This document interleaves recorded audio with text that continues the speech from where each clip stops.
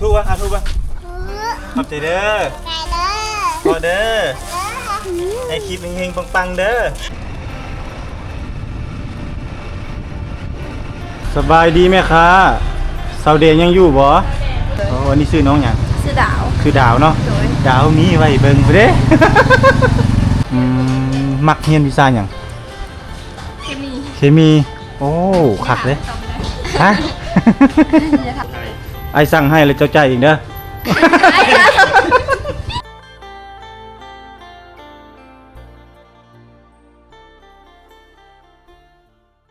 เรียนแถว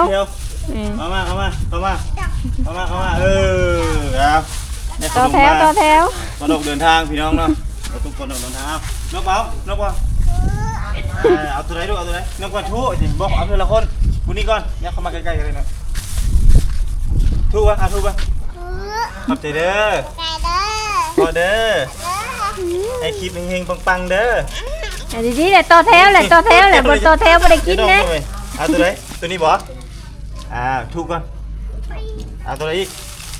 เอาตัวนี้เนาะโอเคไปออกมานี่ขอบใจนะไหมเอานกเบาขอบใจโอ้กระเลียมเปลี่ยนเนี่ยเอาสนนขอบใจขอบใจเพื่อนขอบใจนกเขาแม่นกโอเคให้มีตานี่ใส่ถุงเลยใส่มาถุงเลยใส่ถุงนี่ใส่อันนี้ก็ใส่จับมาหอมพอกันพอกันผมก็ได้ออกไปเบียดกันเด้อด้วยไหมโอ้ยอยากไปดินน้ำมูกบ๊ายบายไปดินน้ำมูกไปดินซะโอเคท่านผู้ชมกราบทักทายสบายดีบรรยากาศยามเช้าสำหรับคลิปวิดีโอนี้บรรทุกจะได้เดินทางมุ่งหน้าสู่เมืองบุรพาแขวงคำม่วนจุดประสงค์ของการเดินทางเพื่อจะเดินทางไปพูดละไปหาน้องอลิศเนาะขวัญใจหนุ่มไทยหรือว่านางเอกเบอร์ 1ของบรรทุกที่บริเดินทางไปไกลๆแล้วเนาะตอนออกเดินทางกันนี่แหละเอาขนมมาแจกเด็กๆน้องๆเนาะลูกหลานอยู่นี่แหละบ้านใกล้เคียงใกล้ๆท่านผู้ชมเนาะบอกว่าระยะห่างท่านผู้ชมเดินทางหน้าฝนจังไรก็ฝากท่านผู้ชมไปติดตามเส้นทางการเดินทางของบรรทุกนั่นแหละว่าสิเจอกับอุปสรรคและสิ่งท้าทายใดแน่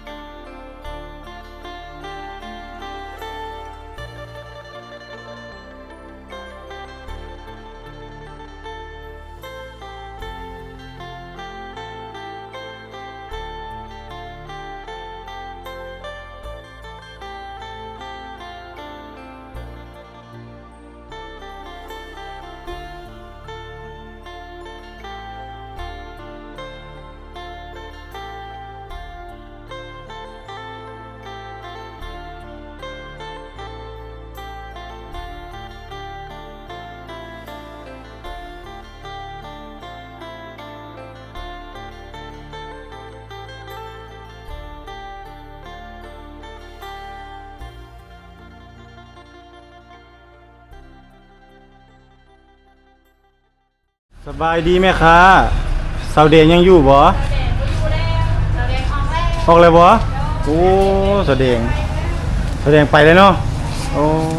พี่น้องมาบ่เจอสาวเดงซ้ำมาครั้งนี้บ่เจอออกแต่โดนแล้วบ่หลายเดือนเลยได้โอ้เพิ่นมาอยู่บ้านบ่แม่นโอ้กลับมาอยู่บ้านแล้ว3 เดือนนี่แหละโอ้สงสัยมีข่าวดีแล้วบ่จักเนาะบ่มาเลยบ่ออกเลยเนาะโอ้พี่น้องมาสิมาแวะหาน้องแดงเนาะบ่เห็นซ้ำผิดหวังเลยพี่น้องเอ้ยมาวันนี้เนาะเพื่อเจ้เพิ่นได้คนใหม่แล้วเขามาจะคนวันนี้3บ่โอ้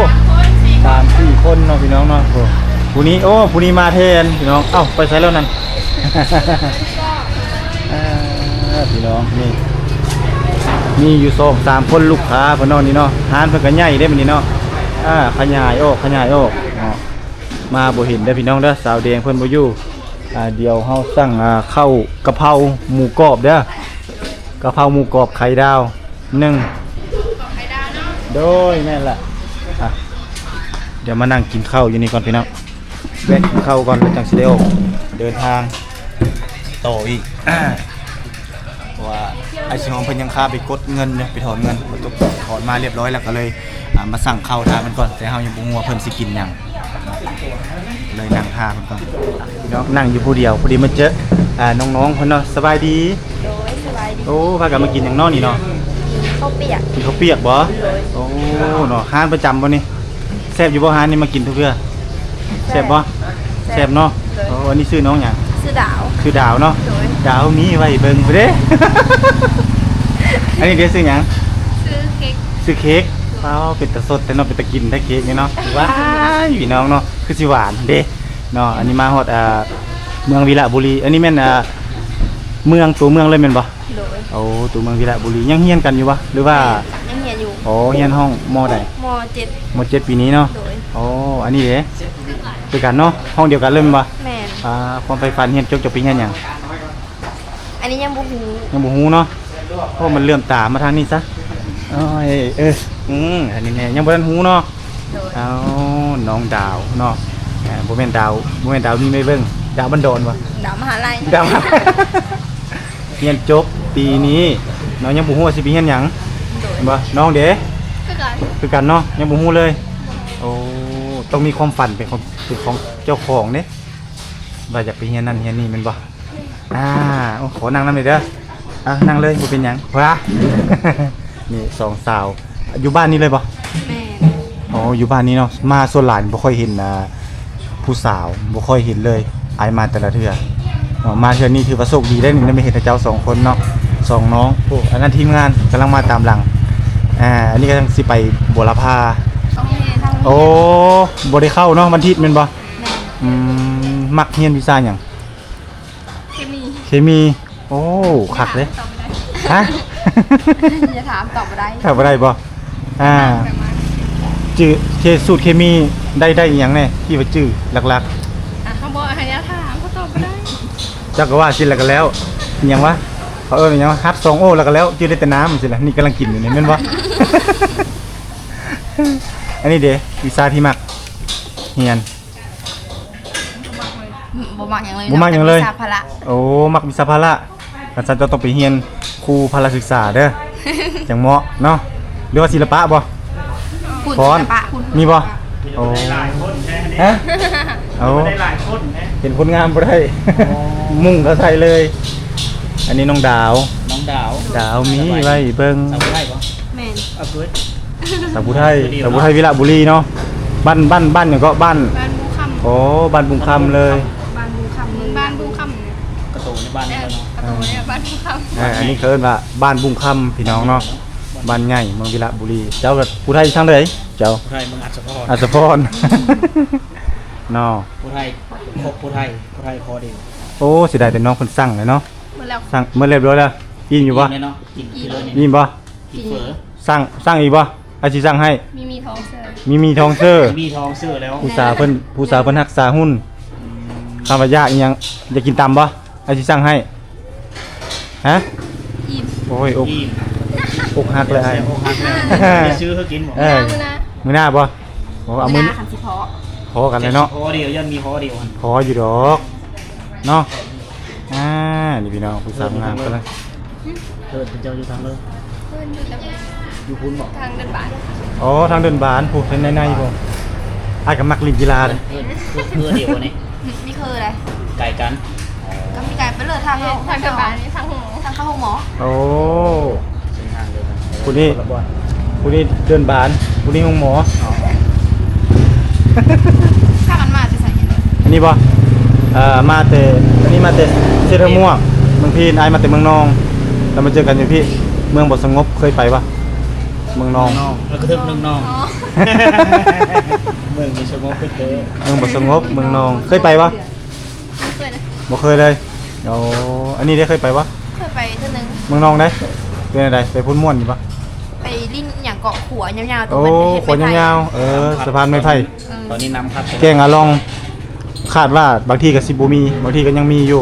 เพราะว่าเขาเจ้าสิได้ขัวไหม้เลยเด้เขาเจ้าจะบ่เห็นละแสดงว่าจะมีรูปอยู่เนาะถ่ายเรียบร้อยแม่นบ่ ใช่ เป็นที่ระลึกได้นั่นใด เจ้ามีอะไรเห็นซ้ แค่ปีใด เจ้าบ่เห็น ำซื้อนั่นเลยผู้นี้ ซื้อเค้ก ฮะ เค้ก เค้ก แม่นแหละ โอ้เค้กวันเกิดบ่ บ่แม่นแหละ แน่นอน ปฏิซื้อจักก้อนไปเป่ามื้อแรง ขอซื้อจักก้อนได้ปะก้อนหนึง ก้อนเดียวเนาะซื้อไม่ได้มีก้อนเดียว อาจจะไปเป่า มันเกิด เอ้า น้องเค้กน้องดาว น้องเค้กกับน้องดาวกินน้ำปะเอาน้ำเนาะอ่ะเอาน้ำยัง น้ำจะมีเยอะเลยของเจอ เอายังเลือกเอาเลยเลือกเอาเลยไอ้ซื้อให้ น้ำละลากัน น้ำละละ น้ำเปล่า แสดงว่าเจ้าเป็นคนหักคนสะอาดได้นี่หักสุขภาพเอาน้ำนี่บ่หรือว่าน้ำนั้นเอาโลดบ่ต้องเกรงใจไอ้ เอ้าผมมีเลยเธอเอา เอาตัวนี้บ่ สาวผู้ไทย ไอ้สั่งให้เลยเจ้าใจายอีกเด้อ ยอกให้อายกแน่โอ้ยเอาตัวน้อยบ่ตัวใหญ่ตัวนี้บ่หรือว่าตัวนี้เนาะสองตุกฮะจะได้แล้วจะเอาหยัง สาวเค้ก ใช่เรานั้นเดิน ได้แล้วเนาะเอาให้ เจอ โอ้ยเนาะนี่แหละ หวานจอย ขอบเจอว่ามันละโมนฟังละโมนหูแท้ ๆไปเส้นเลย สาวผู้ไทยเขานี่ ไม่เห็นเมื่อวานแล้ว ๆชาวแดงเมื่อบ้านมาบ่เจอซ้ เห็นซ้ำมาไม่เห็นชาวแดงครับ ำสิกลับแล้วบ่เอา กับแหละ สิกลับแล้วโอ้ยขอบใจหลาย เยอะมือ ๆอย่ามือเลย แล้ว กินฮอดเฮือเลยเนาะ ยันเทียนดีป่ะ ยังไงหนีปะ เกี่ยวเข้าแล้วบ่นี้ มีนา มี บ่ได้เห็นหน้า เห็นแล้วเลยอยู่จ้ะเห็นหายกินไม่ได้เอ็ด ขายเครื่อง ขายเครื่องค้าขายเอา เอสเพลเลอร์สะ พี่หู มีหูบ่ได้เพลเลอร์เลย พ่อแม่เอ็ดชูกิน อ้าวขอบใจหลาย พบเจอเด้อ ๆน้องเค้กเนาะแล้วก็น้องดาวโอ้ไอชื่อง่ายดีได้ชื่อ แถวบ้านเจะมีงานเนี่ยเนาะ มีบ่ คุณซุงเออ หมูทรงเฮือบ่มีเจ้าสองหมูทรงเฮือวีละ เห็นเขาเห็น มือสุดท้าย มือทำอิฐเด้ สาว บางทีซาว เขาเอ็ดกัน ซาว เนาะ คือเอ ใช่ ส เลย เจ้าสองน้องกระแดงบ่ มะแรงทอง มะแรง กบเหรอ บ่อนเก่านั่นแหละเนาะแม่นบ่ แมงวันเก่า ไอเคยมาแต่สมัยยังบ่ทันถ่ายคลิป เคยมาอีก เคย มีเวลาจะแวะมา เนาะ ชัดมาแต่พูดแล้ว มานี่เลยกลับไปอีก โอเคขอบใจหลายๆน้อง ขอบใจหลายๆ ทั้งสองสาวอ่าสาวผู้ไทยพี่น้องเอ้ยมักอลิผู้หญิงผมยาวนี่งามมีเสน่ห์เนาะโอ้ เป็นลงชิ้นแน่เต็ก ฮักเลยขนมสิ้นเนาะให้งามพี่น้องเนาะ นี่เจอกันเด้อ อายุจักปีละ วันนี้อายุจะปี จัก น้อง ปี เค้ก น้องเค้ก 17 เจ็ดเนาะ 7 ปี น้องดาวเด้ 18 ปี โอ้ เดินกันคนละปี 17 18เนาะ แต่ว่าแต่โตซ้ำกัน ซ้ำกันก็ได้เลยไอ้กัน56 ก็16อันนี้คือมีเยอะล้อพื้น 16 10เทื่อวะขอบใจเด้อขับรถดีๆเด้อบ๊ายบาย บ๊ายบาย โอเค ตัวสั่งไปเลยแหละ นี่เรียบร้อยแล้วนี่ ฮะ เรียบร้อยแล้วนี่ เอาเลยเอาคืนนี้ กะเพราหมูกรอบไข่ดาวพี่น้องเติมซะก่อนออกเดินทางเนาะ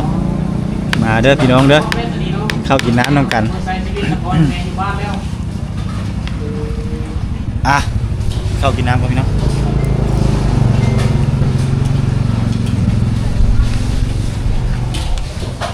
มาเด้อเอาก่อนเด้อ กินก้อนโต น้ำหลัง จริงหากระซัก สาวแดงบ่อยู่ทายผู้นี้แทนก็ได้ อันนี้สาวยังอันนี้ชื่อหยัง ซื้อกุ้ง ชื่อกุ้งบ่โอ้ยนอนลืมบอกให้เราเฮ็ดผัดกะเพรากุ้งให้เนาะ มันอยู่นี่ดนแล้วบ่ เดือนไป โอ้เดือนปลายแล้วก็มาอยู่นี่เนาะพักเฮียนบ่ได้เฮียนบ่ จบเลย โอ้เฮียนจบแล้วก็เดือนปลายเนาะเป็นคนบ้านใดอยู่นี่เลยบ่ คนเดียวก่อน โอ้อยู่เกียงกอกโหมาไก่เนาะโอ้สาวเกียงกอกมีแต่ผู้งามๆเนาะสาวงามแกงกอกโอ้มีแต่เนื้อแซ่บๆเนาะแม่ค้าเนาะหอมกระตุ้ดเลยพี่น้องไงนี่แม่ค้าบ่ได้ว่างเลยพี่น้องยืนมัดมือแล้วก็เริ่มสาวโอ้อย่าซาบ่ ยังอายอยู่เนาะเข้ากินน้ำแล้วแต่เฮาก็สิได้ออกเดินทางผู้แหละสิเข้าตลาดดิเนาะพอดีนางเอกเฮาว่าอยากกินซีนว่าซั่นเนาะก็เลยว่าสิไปหาซื้อซีนงัวว่าสิมีบ่ซีนงัวซีนควายอยู่ในตลาดว่าซั่นเนาะเพื่อจะเอาไปก้อยเนาะไปก้อยไปปิ้งเนาะสำลาแซ่บๆกินอยู่เฮือนผู้สาวเพิ่น วันนี้เดินทางมาฮอดตลาดแล้วพี่น้องเนาะอันนี้คือตลาดเมืองวิระบุรี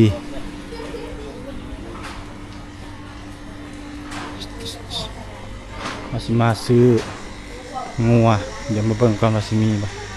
ซีนงัวซีนงัวหมดแล้วบ่หมดแล้วอันนี้มีแต่อีหยังนี่หมูกระดูกหมูบ่มีกระดูกอันนี้ข้างใน ข้างในกับกระดูกเหลือเท่านี้หมดแล้ว เป็นกึ่งปึ้งมียังมีซีนเพลอแล้วเนาะ หมดแล้ว หมดเนาะเลอะวันนี้ อันนี้ซีนเพลอนี่ ซีนหมู อันนี้ซีนหมูยังเท่านี้ หมูจะใส่ในใดนี่ โอ้หมดเลยขายได้เลยอันนี้ โล50 โล50,000 โลนึงบ่นี่ โลนึงอันนี้ได้เพลอมันเครื่องในหมูโอ้มีซีนงูมีเนาะนี่เอ็ดลงไปแล้ว กระดูกงู กระดูกงูวันนี้จะไปซื้อใส่บัดนี้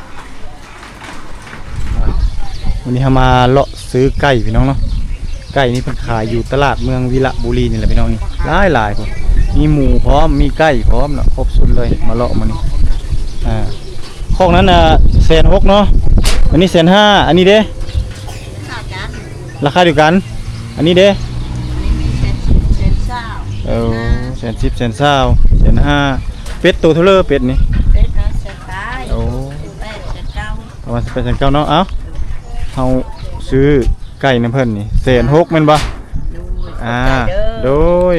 ชาได้ชายมาเดินทางดี โดยขอมขอบใจหลายๆโอ้น้องแม่ค้านี่ใจดีเนาะเว้ามูน หมูตัวเท่าไรหมูนี่โอ้6-7 แสนมีหมดได้พี่น้อยนี่6-7 แสนคักอยู่เด้เนาะหมูน้อยครบเลยนี่พี่น้องอันนี้ซื้อมาแต่บ้านนอกพุ่นเลยเนาะโอ้แล้วก็เอามาขายอยู่ในเมืองพี่น้องเนาะโอ้เขาจะมาส่งเองอันนี้เป็นหมูที่มาจากชนบทเด้อพี่น้องเด้อหมูลาดบ้านเฮาก็เอิ้นว่าหมูกี้หมูน้อยนี่เขาจะเอามาขายทั้งเป็ดทั้งไก่กับไก่ลาดไก่อย่างครบหมดเลยเนาะหลายเนาะโคนไปขอบใจเด้อเมนูนะเฮาว่าถ้าพี่มาซื้อซีนแต่ว่าเฮาเดินทางออกมาแต่บ้านมันก็สวยละมาฮอดตลาดวิระบุรีก็3 โมงแรงแล้วพี่น้องเนาะค่อยค่ำลงแรงแล้วก็อาหารการกินก็เริ่มหมดเนาะเริ่มบ่มีเฮาเลยซื้อไก่เนาะที่จริงเฮาก็บ่อยากซื้อแต่ว่ามันจำเป็นเฮาต้องได้ซื้อไปเฮ็ดปันกินให้น้องสาวเพิ่นกินครับ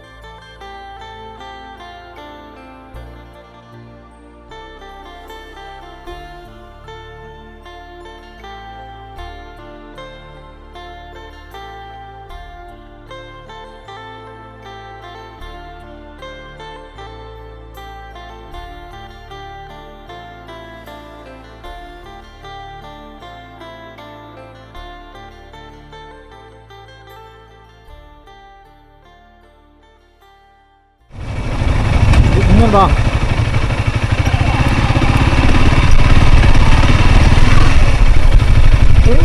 มีแต่ผู้สาวมันบ่เนี่ยมาพี่โอ้ยมาพี่กินต้มไก่น้ำกันส่วนหมูไว้กินต้มไก่เด้อเราอายเลย อายยังโอ้ยมาพี่ซื้อยังผู้นั้นสาวเนอพัฒนาไว้มานะจะได้ไหมกินต้มไก่อย่างนี้มาน่ะโอ้ขี้คุยเลยเนาะส่วนหมูมากินแม่ต้มไก่เรามา แล้วบ่มาเนาะเราอายมีหยังคือติดดังอยู่นะมันเป็นสีดำๆนะ